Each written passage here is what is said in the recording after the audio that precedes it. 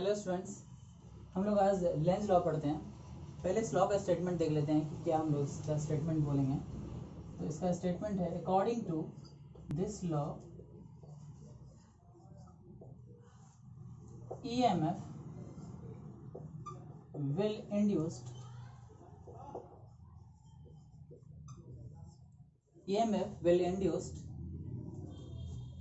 in such a way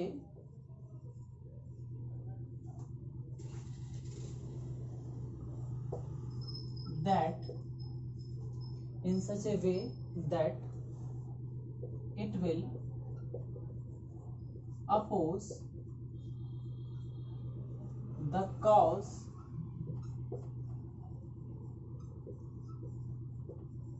which has produced it.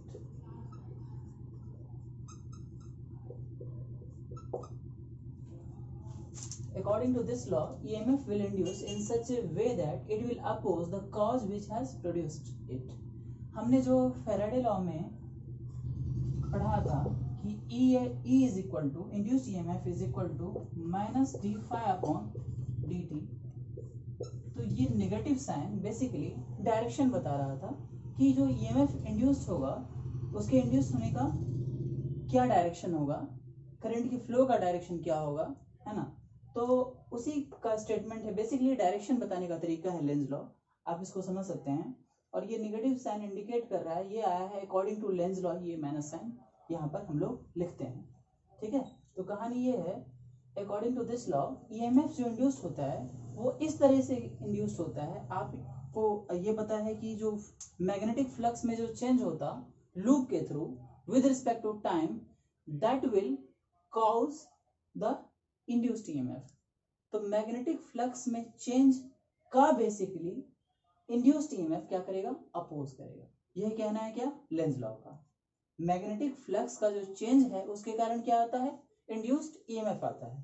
तो इस law का ये कहना है कि EMF इंड्यूस्ड क्या करेगा, जो कॉज है उसका अपोज करेगा। तो कॉज बेसिकली क्या है, change in magnetic flux through a loop with respect to time.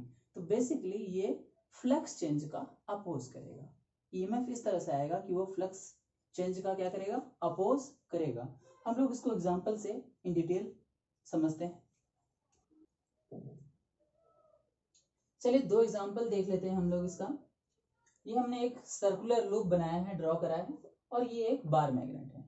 Circular loop जो ड्रॉ करा है इसका ये dotted line into the plane of board है, and that bold line is out of the plane of board है। मतलब ये कुछ ऐसा है, आप समझ सकते हैं।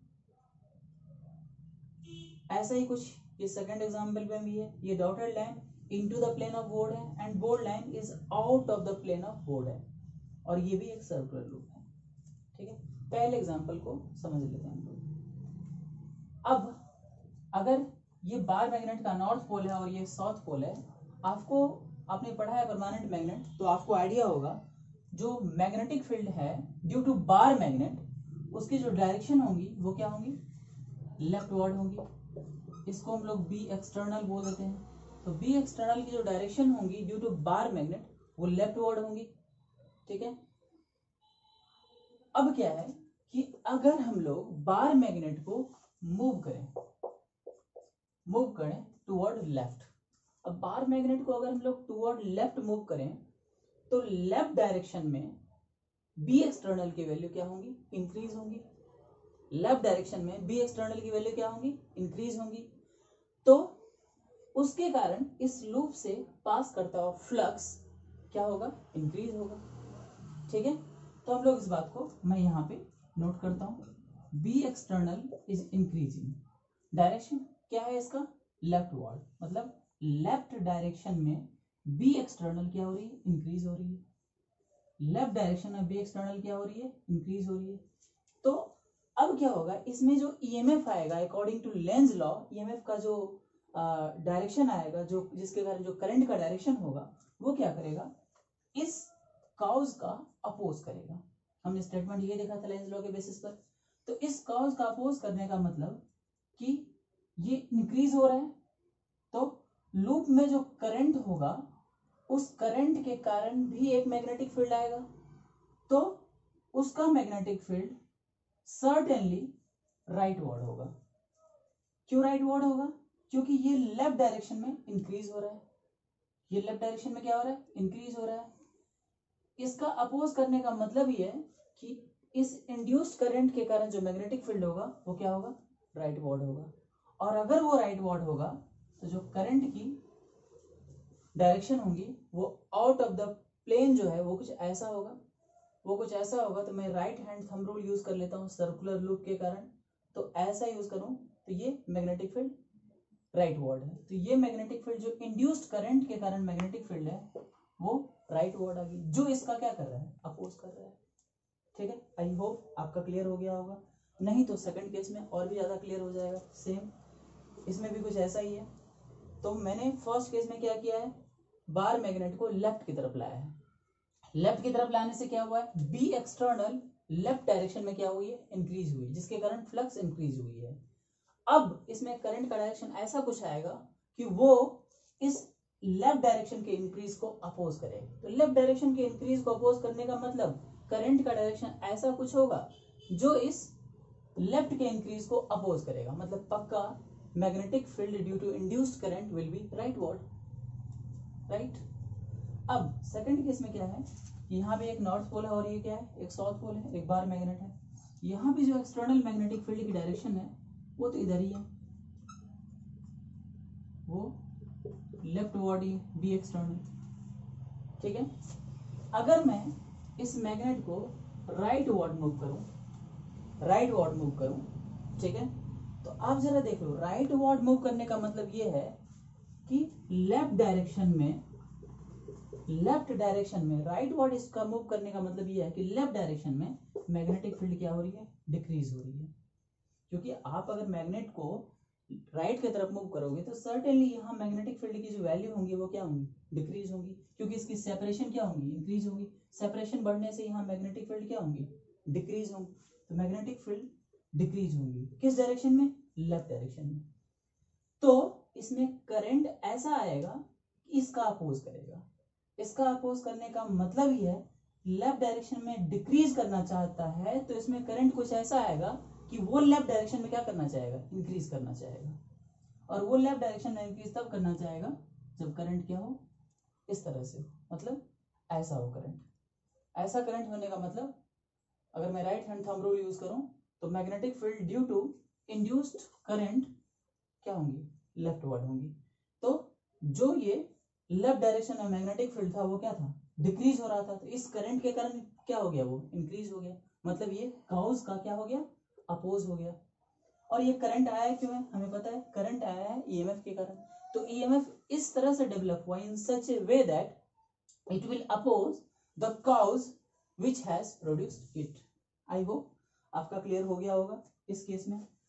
अब हम लोग इसको दूसरे तरीके से भी समझ सकते हैं। आप इस बात को ऐसे समझो कि नॉर्थ पोल क्या करता है? रिपेल करता है। इसका मतलब ये अपोज है। ठीक है, तो आपने अब तक पढ़ रखा है मैग्नेट में कि अगर किसी लूप में करंट इस तरह से फ्लो कर रहा है, जैसा फर्स्ट केस में है करंट ऐसे फ्लो कर रहा है, तो एक करंट कैरिंग लूप का भी नॉर्थ पोल होता है और साउथ पोल होता है। तो करंट अगर इस तरह से फ्लो कर रहा है तो नॉर्थ पोल कैसे हम लोग देखते हैं? राइट हैंड थंब रूल से देखते हैं। तो thumb will show the north pole of this loop and इसके अपोजिट में क्या होगा? साउथ पोल होगा। तो इस लूप का नॉर्थ पोल यहाँ होगा और साउथ पोल यहाँ होगा। ठीक है, तो मैं बस ये बताना चाहता हूँ देखने का तरीका कि ये नॉर्थ और ये क्या है? साउथ है। आप अगर पास लाना चाहोगे तो अपोज होगा, तो यहाँ पर नॉर्थ आ जाएंगे और यहाँ पर साउथ आ जाएंगे। यहाँ पर नॉर्थ कब आएंगे? जब करंट इस तरह से फ्लो होगा। करंट इस तरह से फ्लो होगा तभी इस तरफ नॉर्थ आएंगे, इस तरफ साउथ आएंगे। आप इसे पास लाना चाह रहे हो तो ये करंट चाह रहा है कि ये पास ना आए, ये इस पर फोर्स लगा रहा है, अपोज कर रहा है इसका। तो ये भी एक तरीका है समझने का कि अगर आप इसे मैग्नेट को पास लाना चाहोगे लूप में, तो लूप में करंट ऐसे प्रोड्यूस्ड होगा कि वो इस इफेक्ट का, इस मैकेनिकल इफेक्ट का जो मैकेनिकल एनर्जी है उसका ये क्या करेगा? अपोज करेगा। ठीक है, यहां पर देखते हैं, आप इसे दूर ले जाना चाहते हो तब भी अपोज होगा। आप दूर ले जाना चाहते हो तो ये चाहेगा दूर ना जाए। दूर ना जाए इसका रीजन ये है कि ये नॉर्थ है तो पक्का इसको क्या होना पड़ेगा साउथ, और इसको क्या होना पड़ेगा नॉर्थ। आपको पता है कि सेम पोल में रिपल्शन होता है तो अपोजिट पोल में क्या होता है attraction.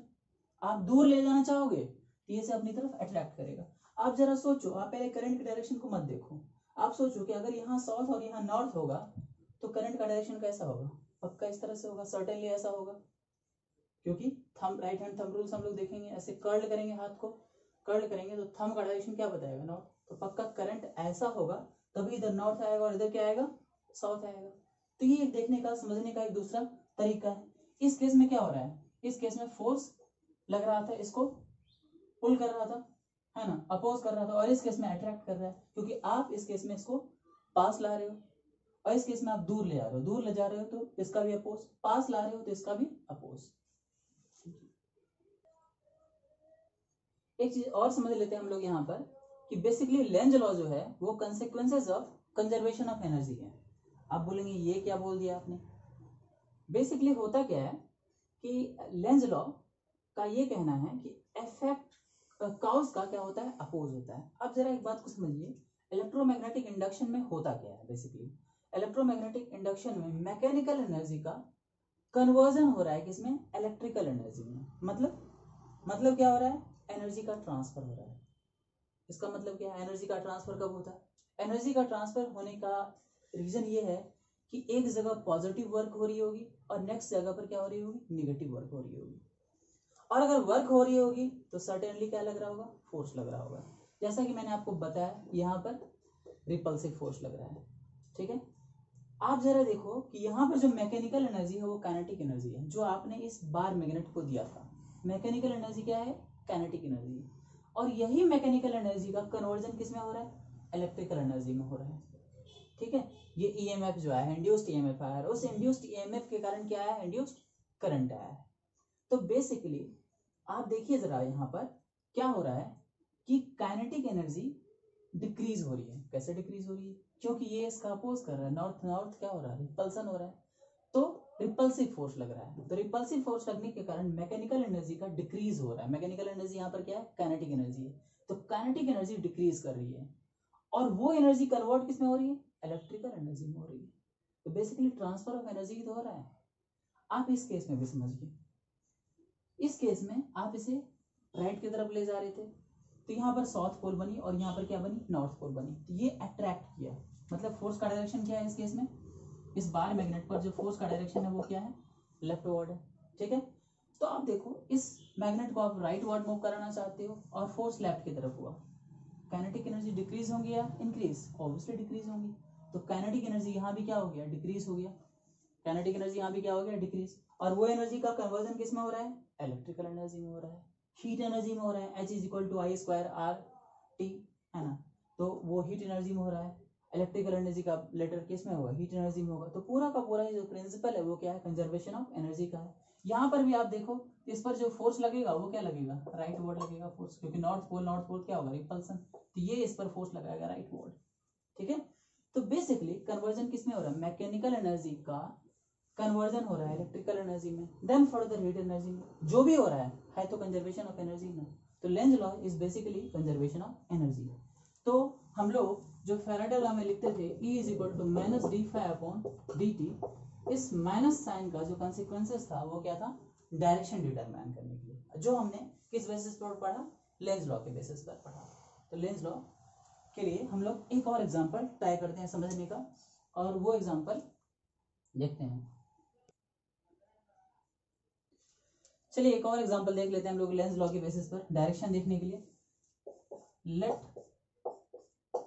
Magnetic field into the plane of board. आप समझते हैं इस क्रॉस साइन का मतलब, ये क्या है, into the plane of board है, ठीक है। और एक सर्कुलर लूप है यहाँ पर, बस एक कॉइल है, ठीक है। ये मैग्नेटिक फील्ड है और ये into the plane of board है। तो अब मैं इसको इस तरह से लिख देता हूँ, B = -B0 TK, ठीक है। मैग्नेटिक फील्ड, ये B0 एक कांस्टेंट टर्म है, T क्या है, टाइम है, और K यूनिट वेक्टर है इनटू द प्लेन। मतलब magnetic field into the plane time increase होने से क्या हो रही है, इंक्रीज हो रही है। और आपको पता है टाइम इंक्रीज ही कर सकती है, मिनिमम टाइम क्या होगा, 0 होगा। As time will increase the value of magnetic field into the plane will increase. Magnetic field into the plane क्या हो रही है, इंक्रीज हो रही है, बस और कुछ नहीं कर रहे हैं हम लोग। इनटू द प्लेन जो मैग्नेटिक फील्ड है उसको क्या कर रहे हैं, इंक्रीज कर रहे हैं। तो फ्लक्स में क्या आएगा, इस लूप से ऊपर फ्लक्स में चेंज आएगा। फ्लक्स में चेंज क्यों आएगा, क्योंकि मैग्नेटिक फील्ड की वैल्यू इंक्रीज हो रही है। आपको पता है फ्लक्स क्या होता है, B dot A, B A cos theta. तो बी की वैल्यू इंक्रीज हो रही है तो फ्लक्स क्या होगा, इंक्रीज। फ्लक्स चेंज होने के कारण क्या आएगा, ईएमएफ आएगा, इंड्यूस्ड ईएमएफ आएगा, और उसके कारण इंड्यूस्ड करंट आएगा। तो हम लोग जरा ट्राई करते हैं समझने का इंड्यूस्ड करंट क्या होगा। तो आप देखो into the plane magnetic field क्या हो रहा है, इंक्रीज हो रहा है। Magnetic field into the plane क्या हो रहा है, into the plane magnetic field क्या हो रही है, इंक्रीज हो रही है। तो इसमें करंट कुछ ऐसा आएगा कि into the plane magnetic field क्या होगा, डिक्रीज होगा। इसमें करंट कुछ ऐसा आएगा कि into the plane magnetic field due to induced current will decrease, क्योंकि ये वाली जो मैग्नेटिक फील्ड है एक्सटर्नल वाली वो क्या हो रही है, इनटू द प्लेन इंक्रीज हो रही है। External magnetic field into the plane क्या हो रही है, इंक्रीज हो रही है, sorry it is increasing. Into the plane जो मैग्नेटिक फील्ड हो रही है वो क्या हो रही है, इंक्रीज हो रही है। इंक्रीज को मैंने इस सिंबल से दिखाया, इंक्रीज हो रही है। Into the plane magnetic field क्या हो रही है, इंक्रीज हो रही है। तो इंड्यूस करंट सर्टेनली ऐसा आएगा कि इनटू द प्लेन क्या होगा, डिक्रीज होगा। आप जरा सोचो कि अगर मैं इस तरह से करंट लूं तो इस इंड्यूस करंट के कारण किधर आएगा मैग्नेटिक फील्ड, ये आएगा out of the plane. Out of the plane magnetic field आया, इसका मतलब सर्टेनली इस करंट का टेंडेंसी है कि वो इस नेट मैग्नेटिक फील्ड को क्या करे, डिक्रीज करे, क्योंकि into the plane magnetic field increasing था और ये करंट जो है का जो मैग्नेटिक फील्ड है वो क्या है, आउट ऑफ द प्लेन है। तो इसका टेंडेंसी क्या करा है, कॉज का अपोज किया है। ठीक है, ठीक है। तो करंट जो होगा वो कैसा आ गया, आपका करंट आ गया ये आपका एंटी क्लॉकवाइज डायरेक्शन में। अगर आप करंट यहाँ पर क्लॉकवाइज डायरेक्शन में लोगे तो देखो, अगर करंट आप क्लॉकवाइज डायरेक्शन में लोगे तो ये जस्टिफाई नहीं करेगा सीन को, क्योंकि क्लॉकवाइज डायरेक्शन में करंट लेने पर इस करंट के कारण भी जो मैग्नेटिक फील्ड होगा वो इनटू द प्लेन हो जाएगा, और ये भी इनटू द प्लेन है। तो नेट इफेक्ट सपोर्ट किया ना कि अपोज किया। ठीक है, इसीलिए जो करंट का डायरेक्शन होगा वो क्या होगा, एंटी क्लॉकवाइज होगा। तो एंटी क्लॉकवाइज होने से यहाँ जो मैग्नेटिक फील्ड है वो क्या है, आउट है, जो क्या करे, इस कॉज का अपोज किया।